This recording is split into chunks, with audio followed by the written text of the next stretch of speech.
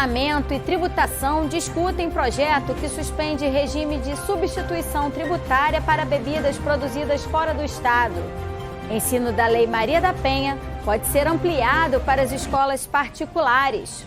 E população deve ter cuidado com a água contaminada após períodos com elevado volume de chuvas. O Jornal da Alerj está começando agora.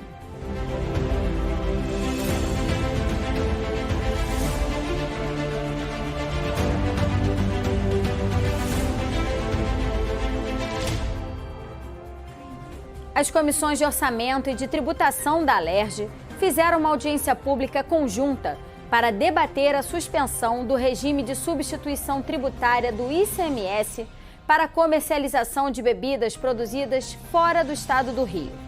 O projeto, que trata sobre o tema, modifica uma lei já em vigor e tem como objetivo garantir mais competitividade ao setor fluminense. O deputado Luiz Paulo, um dos autores do projeto de lei, acredita que o impacto causado por essa alteração vai beneficiar o Estado, mas que é preciso que esses incentivos sejam traduzidos em números. Tivemos uma audiência pública muito boa, organizada pelas comissões de Orçamento e de Tributação, para discutir um projeto de lei, que eu sou um dos autores, no sentido de não ter mais substituição tributária, nem para produção interna, nem quando vier de outros estados, nos seguintes produtos: leites, laticínios, bebidas quentes, vinho, aguardentes e também águas minerais. O projeto tem a Firjan e a FEComércio favorável ao projeto. E os atacadistas contrários ao projeto. A Secretaria de Fazenda tentou fazer um estudo para medir os impactos da retirada desses produtos da substituição tributária. Mas o volume de informações ainda é muito incipiente para ter uma conclusão decisiva. Eu continuo achando que é impossível você tirar um produto da substituição tributária para a indústria local e não retirar da substituição tributária para o produto que vem de fora. Segundo o deputado André Correia, presidente da Comissão de Orçamento, há no país uma grande carga tributária e o estado do Rio de Janeiro vem perdendo diversos setores para as outras regiões. Com esse cenário, algumas correções a respeito da tributação precisam ser feitas para que o estado volte a ser atrativo para as empresas. Há uma carga tributária muito grande no país e a gente perdeu setores importantes da nossa economia para outros estados, como Goiás, Nordeste, né? Só que ao longo desses 25 anos, os benefícios de determinados setores começaram a não se falar e a gente criar situações esdrúxulas, como por exemplo essa que eu estou dizendo. Ou seja, nós somos um estado, o segundo maior consumidor do país, por exemplo, de sorvete, picolé. Um estado quente. E não tem lógica nós não termos indústrias de sorvete significativas aqui no nosso estado. Por que não temos? Porque o incentivo da distribuição não está combinando com o incentivo da indústria e a gente gera esse paradoxo. O parlamentar diz ser a favor do projeto de lei, mas que o problema é amplo e todos os setores precisam ser ouvidos. Com o debate durante a audiência e com os números apresentados pela Secretaria Estadual da Fazenda, as comissões de Orçamento e Tributação devem realizar novas reuniões para discutir o assunto. Eu acho que o próximo passo, a gente tem aqui informações de receita, né? Nós vamos avançar, porque aqui surgiu um problema maior, né, que é como conciliar a substituição tributária com o que a gente chama de Rio Log. Eu acho que o problema é mais amplo que apenas 3 ou 4 setores, né? Então nós vamos trabalhar no macro. Eu pessoalmente sou a favor do projeto do deputado Luiz Paulo, né? Você vê que na questão do leite precisa se agir rápido. Eu acabei de ouvir de um industrial daqui, que tem fábrica aqui e que tem fábrica em Minas, que ele pode fechar a fábrica daqui e aumentar em 20, ele tem aqui 300, é um exemplo concreto do problema que a gente está vivendo. Ele tem, acabou de me falar aqui, que ele tem 350 empregos aqui no Rio de Janeiro, mas que ele fazendo conta hoje é melhor fechar a fábrica no Rio de Janeiro e aumentar a fábrica que ele tem também em Minas em 20 empregos, que ele vai abastecer o Rio num preço muito mais barato. Então tem um problema grave que precisa de uma atuação rápida e nós vamos tentar fazer isso. Depois de dias com volume elevado de chuvas, que causou enchentes e alagamentos em vários pontos do estado, a população deve ter cuidado e evitar o contato com a água contaminada. Entre as principais doenças que podem ser transmitidas estão a leptospirose, hepatite A, gastroenterite e infecções de pele, incluindo micoses. Quem dá o alerta é o infectologista Renato Kifuri. As águas das enchentes podem ser fontes de diversas contaminações, infecções que podem trazer agravos importantes à saúde daqueles que entram em contato com essas águas. Leptospirose, uma doença causada por um micro-organismo transmitido pela urina do rato, as diarreias, as inflamações intestinais, a própria hepatite A, sempre que possível evitar contato com água de enchente. Se for inevitável, forrar os pés com sacos plásticos, botas, para evitar esse contato direto. E claro, em qualquer sintomas, procurar ajuda médica para que possa reconhecer e avisar o profissional da saúde, se tiver sintomático, que teve contato recentemente com águas de enchente. Assim vai facilitar o diagnóstico e um tratamento mais adequado. Hoje é Dia Mundial de Conscientização sobre a Epilepsia. Em todo o mundo, 50 milhões de pessoas têm a doença. A neurologista Isabela D'Andrea explicou o que é preciso fazer para identificar o problema e formas de tratamento. Infelizmente, hoje a epilepsia ainda conta com um estigma enorme. Então as pessoas têm vergonha de dizer que tem epilepsia, elas têm vergonha de dizer no mercado de trabalho que tem epilepsia. Então a gente utiliza hoje o Dia Roxo para poder falar e tentar tirar esse estigma e diminuir esse preconceito relacionado à epilepsia. Em qualquer idade a pessoa pode começar a ter epilepsia.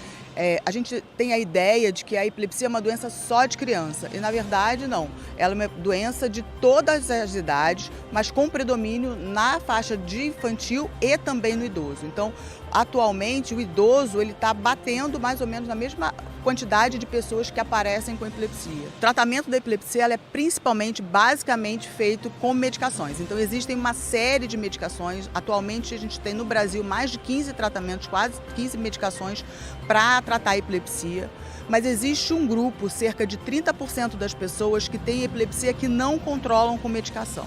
Então, se a pessoa já tentou usar 2 medicações e não controlou, ela está dentro desse grupo que a gente chama de fármaco resistente e essa pessoa ela precisa passar por um centro de investigação de epilepsia fármaco resistente para a gente poder pensar em outros tratamentos, como, por exemplo, o tratamento cirúrgico da epilepsia, dieta cetogênica ou estimulador do nervo vago. A Escola do Legislativo promoveu nesta terça uma palestra sobre o Março Amarelo e Lilás, mês de conscientização sobre a endometriose e o câncer de colo do útero. Especialistas destacaram a importância da prevenção e do acompanhamento médico das pacientes. O que me coube falar foi relacionado ao Março Lilás, com a prevenção do câncer de colo de útero, que é uma doença completamente prevenível e que o SUS já disponibiliza a vacina contra o HPV, que ele é a maior causa das infecções sexualmente transmissíveis para o desenvolvimento do câncer de colo de útero.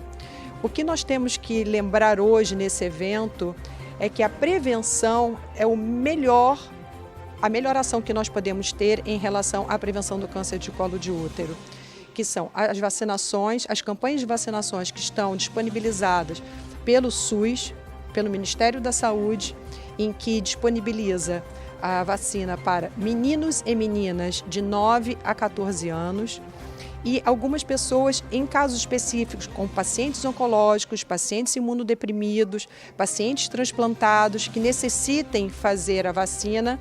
Existem centros de referência que podem ser disponibilizados para essas pessoas em específico. É importante também nós sabermos que a detecção precoce do câncer de colo de útero, nós conseguimos reduzir em muito as chances dessa mulher desenvolver o câncer. através de vacinas, exames ginecológicos periódicos e através da conscientização de uso de preservativos. Endometriose é essa que tem como uma definição presença desse tecido de dentro do útero, por algum motivo está fora do útero e leva a várias consequências para a saúde da mulher no quesito de dor, no quesito de qualidade de vida, atrapalhar na sua vida conjugal e sexual.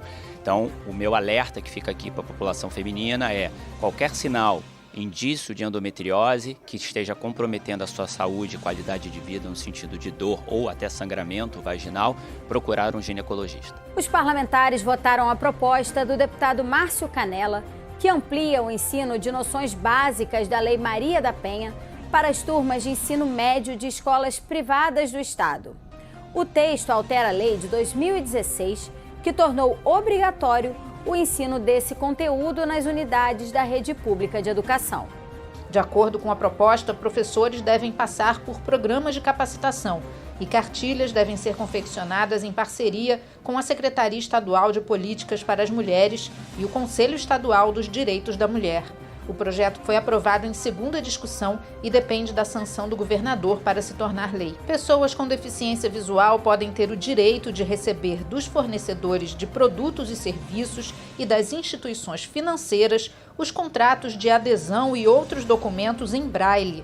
De acordo com a proposta da deputada Marta Rocha, a solicitação deve ser gratuita e quem descumprir a lei pode ser multado com base no Código de Defesa do Consumidor. O projeto aprovado segue para análise do governador. Não é apenas entregar um documento. Cada vez que você recebe um documento que de alguma maneira vai ser necessário para fazer prova em algum pedido que você fez em razão da sua vida profissional ou da sua vida social, o mínimo que a gente faz é conferir se os dados estão certos. Então, quando a gente pensa nisso com a pessoa com deficiência e atribui isso à linguagem do Braille, é que a gente quer que essa pessoa com deficiência visual tenha o pleno exercício dessa função, né? Então, eu acho que é dar uma garantia do efetivo exercício da cidadania plena daquela pessoa portadora de uma deficiência visual. Pode ser criado no Rio um programa de recompensa permanente para todo cidadão que prestar informações ao Disque Denúncia ou ao Serviço de Inteligência da Polícia que levem à identificação e prisão de envolvidos no assassinato de policiais. De acordo com o texto do deputado Átila Nunes, a recompensa só deve ser paga após apuração que comprove a informação e não pode ser inferior a 100 salários mínimos. As despesas devem ser custeadas pelo Fundo Especial de Segurança Pública. A proposta segue para a segunda discussão. O policial, em especial, ele não pode ficar dependendo dos que denúnciam. Por isso nós estamos trazendo o governo do Estado a ter um programa especial de recompensa para as pessoas, os cidadãos, que conseguirem dar informações para os assassinos de policiais. Com isso é uma forma de se prestigiar a classe por a categoria policial, militar e civil, ao mesmo tempo em que você não ficar dependendo do Disque Denúncia, que deve ter seus critérios para eventualmente recompensar quem dá algum tipo de informação sobre um assassino qualquer. Mas o de policial tem que ser específico para policial. A Comissão Especial de Fortalecimento e Ampliação da Indústria Naval e do setor de óleo e gás no estado do Rio vai ser prorrogada por mais 90 dias. Os parlamentares justificam o pedido por ser um tema complexo, que necessita de mais tempo para a coleta de informações. Shoppings, centros comerciais, cinemas, teatros, hotéis e outros estabelecimentos fechados com grande circulação de pessoas podem ser obrigados a adotar medidas de segurança para orientar frequentadores em eventuais situações de emergência. Alertas e avisos sonoros, contato com órgãos de controle estaduais e até avisos em língua estrangeira são algumas das medidas que estão previstas na proposta apresentada pelo deputado Carlos Macedo. O projeto aprovado em segunda discussão segue para análise do governador. Para reforçar essa segurança, que todos os grandes centros comerciais, aeroportos, onde haja concentração de pessoas, recebam avisos do poder público sobre a situação de emergência para que as pessoas, se puderem, aguardem naquele ambiente, aguarde no shopping center, aguarde no aeroporto, enfim, nos grandes centros de aglomeração, até que as pessoas não vão ser obrigadas a ficar, não é isso, mas é avisar que o poder público orientou da situação de perigo por conta das chuvas. A lei que cria a política estadual de proteção dos direitos da pessoa com transtorno do espectro autista pode ser alterada. A proposta da deputada Marina do MST acrescenta no texto em vigor a autorização para que pessoas com autismo ingressem em qualquer lugar, público ou privado, portando alimentos para consumo próprio, utensílios e objetos para uso pessoal. O Jornal da Alerj fica por aqui. Você pode acompanhar a programação também em nosso site e pelas redes sociais. TV Alerj, o canal do povo.